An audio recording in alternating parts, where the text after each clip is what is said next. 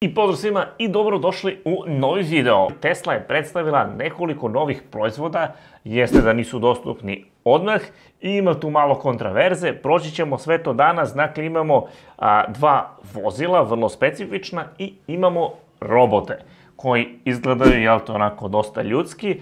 Event se zvao V-Robot, dosta podsjeća naravno na film iRobot i dosta stvari koje vidimo od Tesle bukvalno izgledaju kao da su izvučeni iz tog filma. Pa hajde vidimo o čemu se tu sve radi. Sponzor današnjeg klipa, dobro poznati Surfshark VPN, program koji bukvalno koristim svaki dan, koristio sam ga na svim putovanjima, imam ga instalirano na računaru, na telefonu i na desktop računaru, znači svugde. Preko linka surfshark.com kroz Balkantech imate posebnu ponudu gde dobijete još 4 meseca besplatno, dakle to vam ispadne bukvalno $2 mesečno.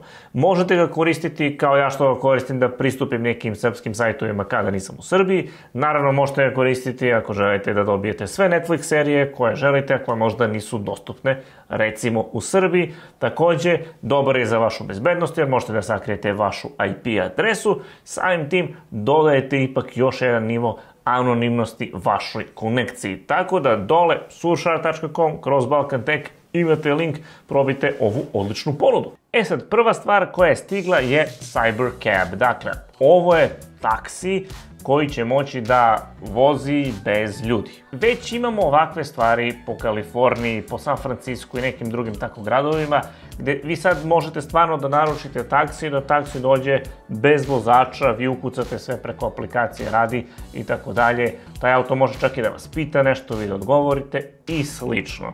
Dakle, nije sada Tesla izmišlja nešto novo, ali opet mislim da će Teslina implementacija potencijalno biti možda i najbolja.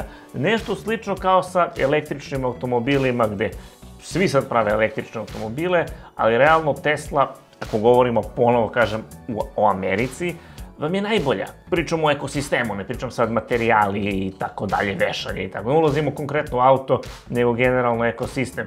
Dakle, imate jednu aplikaciju, znate koji su vaši punjači, kad uđete u auto, ukucate destinaciju, bam, dobijete vašu destinaciju, gde su vam najbrži punjači, kako najbrže da punite, jedan klik, sve rešava. Nema, ova pumpa ima ove punjače, treba mi ova aplikacija, ova mi treba druga aplikacija, ovde ne radi punjač i tako dalje. Taj deo je jednostavno mnogo segmentisan i loši urađen recimo u svetu svih ostalih električnih automobila, dok je Tesla to sve gradila, da kažem, i mrežu i sve paralelno i da kažemo na neki način samostalno, gde sada imate opet sa druge strane različite proizvođače, različite pumpe, različite aplikacije i sve to nije baš najbolje. Taxi Cab, ne znam da li ste videli, evo vidite sad sličice, izgleda jako zanimljivo, jako futuristički, izgleda kao neka mini verzija možda Cybertrucka, onako kao hatchback neka verzija, meni se sviđa kako izgleda i cena bi trebalo da bude nekih $30.000 i očekuje se pre 2027. Sve ove datume uzmite sa velikom rezervom jer ništa od toga nije naravno sigurno, pogotovo ne danas,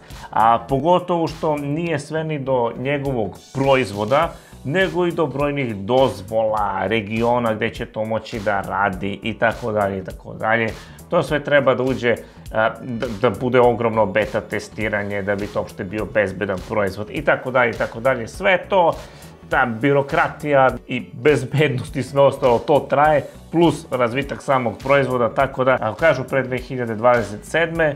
bilo bi lepo, ali uzimamo sa dozom rezerve. Sljedeći proizvod je bio RoboVan, to je, da kažemo, neki kao veći taksi, bukvalno kao minivan, koji bi trebalo da može da smesti nekih 20 ljudi i da vozi po gradu, kao gradski autobus, samo ono, bez vozača i svega ostalog, gde bi potencijalno vožnja mogla da košta od 0,5 do 10 centi po milji, što bi bilo zaista jeftino, pogotovo za Amerikance i neke njihove uslove, da je bukvalno 2-3 milije ako trebaš da ideš negde da završiš što $2-3, a voziš se opet nekim finim vozilom, jel te, kao udobnijem nego neki tamo autobus, deluje prilično jeftino. Sad, kada će biti i šta će biti, ne znamo baš za van, ali deluje interesantno i baš liči na ono što smo vidjeli u iRobot filmu.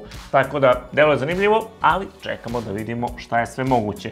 Treća glavna stvar koju su predstavili, ovdje su kontraverze, a ljudi su po meni donekle u pravu, donekle, ne znam, misle da je sve magija. Dakle, ovi roboti koje smo vidjeli jesu bili kontrolisani od strane ljudi. To Tesla nije, onako da kažemo, super transparentno rekla, što je logično, trebalo je da impresionira ljude. Ako im kažeš ljudi kontrolišu te robote, nije tako impresivno kao što je da mislite da ti roboti sve to sami rade i vode razgovor sa vama. Tako da to je veliki minus zato što nisu bili transparentni.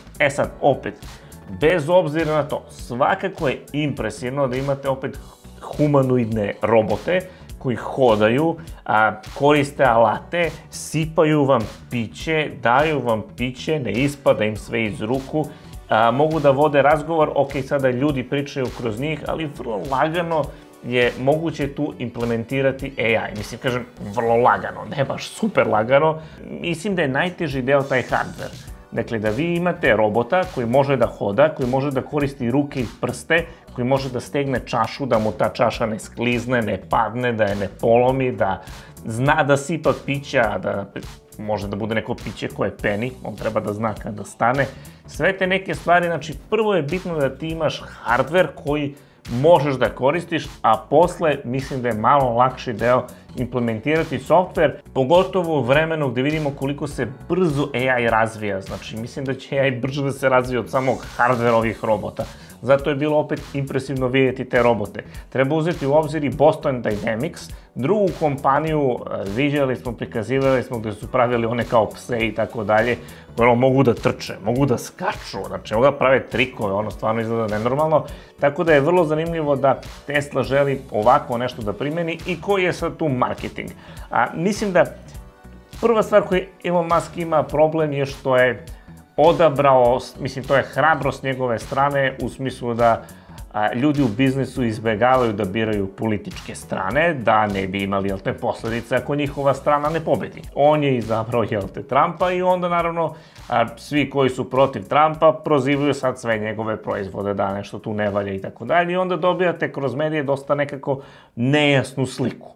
I mislim da trebamo opet malo sami da pogledamo šta stvarno se dešava, šta je marketinški trik Tesle, šta je hejt sa jedne, druge, treće strane, od konkurencije, od drugih političkih aktera koji su protiv njega i tako dalje. Tako da je sve to nažalost u tom nekom oblaku i mislim da je tu greška Muska što je previše ušao u to, jer uticaće na njegove proizvode ili bar na neku percepciju. Svakako, ovo jesu neke impresivne stvari, iako nisu gotove, nikog nikakva pažnja više ne drži, svi bi sve odmah kao, gle, robot ne radi ništa, radit će, vidjet ćemo, opet. Ono što smo vidjeli je da on obećava neku cenu od 20 do 30 hiljada dolara i da će ovi roboti moći da vam budu, kao što smo vidjeli u iRobot filmu, ako niste gledali, pogledajte, da vam budu asistenti kući. Znači da mogu da dođu do vašeg auta, da pokupe stvari i da recimo sve te stvari stave negde. Da mogu da vam možda naprave ručak, da vam podignu neke teške stvari koje ne želite da nosite, da budu bukvalno kućne pomoćnice. Za 20-30 hiljada dolara to za Amerikanca nije ništa. Jer oni to svakako kupuju na kredit i to je nešto na rate njima smešno, a ako mogu da uzmu robota, a da ne plate recimo stvarno kućnu pomoćnicu ili da uštede to vreme pa da budu odmorniji, da im se poboljša život, jer te kvalitet života je isto bitna stvar. Tako da sa te strane to uopšte nije skupo, to je cena nekog manjeg auta, a opet imate nešto što može potencijalno mnogo da vam pomogne. Opet, to su sve stvari koje treba da vidimo u praksi, još smo daleko od toga. Ima puno regulative, puno mogućnosti nismo vidjeli, jer mi nismo vidjeli ove robote da rade bilo šta samostalno, već su kontrolisani od ljudi, ali opet smo vidjeli da fizički mogu da izvedu te pokrete.